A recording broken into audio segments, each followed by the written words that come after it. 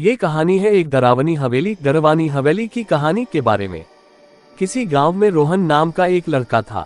उसकी उम्र लगभग 14 से 15 साल था। वो बहुत सुंदर और पढ़ने में बहुत होशियार था। अपने माता पिता का आज्ञाकारी लड़का था।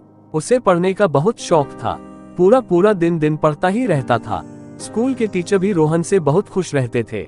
एक दिन टीचर ने सारे बच्चों को अपने साथ पिकनिक पर लेकर गए, जिसमें रोहन भी साथ में गया। टीचर ने सारे बच्चों को एक ही दिन में सब जगह घुमा दिया। घूमते घूमते शाम हो गई तो टीचर ने गांव के पास एक मंदिर में रात गुजारने की फैसला किया। मंदिर के बगल में एक घना जंगल था और उस जंगल के बीच में एक बहुत सुंदर हवेली था। शाम के लगभग 7 बज रहा था।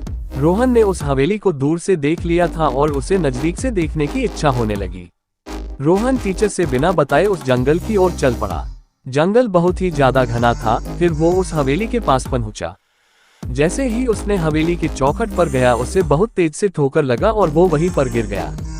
फिर रोहन खड़ा हुआ और देखा कि हवेली काफी साल पुरानी थी और काफी सारे उगी हुई बेल के पत्तों से घिरी हुई थी और मकड़ी के जाले से ढकी हुई थी। खौफनाक माहौल के बावजूद भी रोहन की जिज्ञासा उस पर हावी हो गई और उसने हवेली का पता लगाने का फैसला किया। जैसे ही रोहन ने हवेली में प्रवेश किया, उसने महसूस किया कि हवेली के अंदर की हवा काफी ठंडी और शीतल है और उसका पूरा शरीर ठंडा हो रहा है।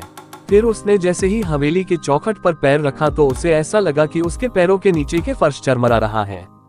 रोहन ने सावधानी से पत्ते और जालों को हटाते हुए कमरे के अंदर गया। अचानक रोहन को एक कमरे से एक धीमी सी आवाज सुनाई दी। वह सावधानी से कमरे के पास पहुंचा और जैसे ही अंदर झांका तो उसने देखा कि कमरे के दीवार पर एक भूतिया परछाई हवा में तैर रहा था। भूत के लंबे लहराते सफेद बाल और एक पीला डरावना चेहरा था। रोहन का शरीर डर के मारे थर थर कांपने लगा। उसे बिल्कुल भी समझ में नहीं आ रहा था कि क्या किया जाए। भूत को भी पता चल गया कि इस कमरे में कोई आ गया है और वह अपना डरावना चेहरा लेकर रोहन की ओर मुड़ा।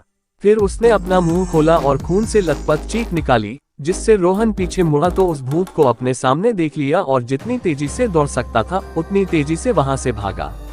रोहन ने तब तक दौड़ना बंद नहीं किया जब तक कि वह अपने स्कूल के सारे बच्चे और टीचर के पास नहीं पहुंच गया। फिर वह उस पुरानी और डरावनी हवेली में कभी नहीं गया। रोहन ने वहां जाकर सारी बातें टीचर को बताई। टीचर ने ये सारी बातें वहां पर रहने वाले आसपास के लोगों को बताया। फिर उन लोगों ने बताया कि बहुत पहले एक औरत यहाँ पर रहती थी और किसी कारणवश उनकी मौत हो गई और भूत बनकर वह सबको डराती थी और जो भी उस हवेली में जाता था जिंदा वापस नहीं आता था। इसलिए तब से कोई भी उस हवेली में दोबारा नहीं गया। इस लड़के का नसीब अच्छा था कि ये वापस जिंदा आ गया। आप लोग की भलाई इसी में है कि आप लोग जल्द से जल्द यहाँ से चले जाइए।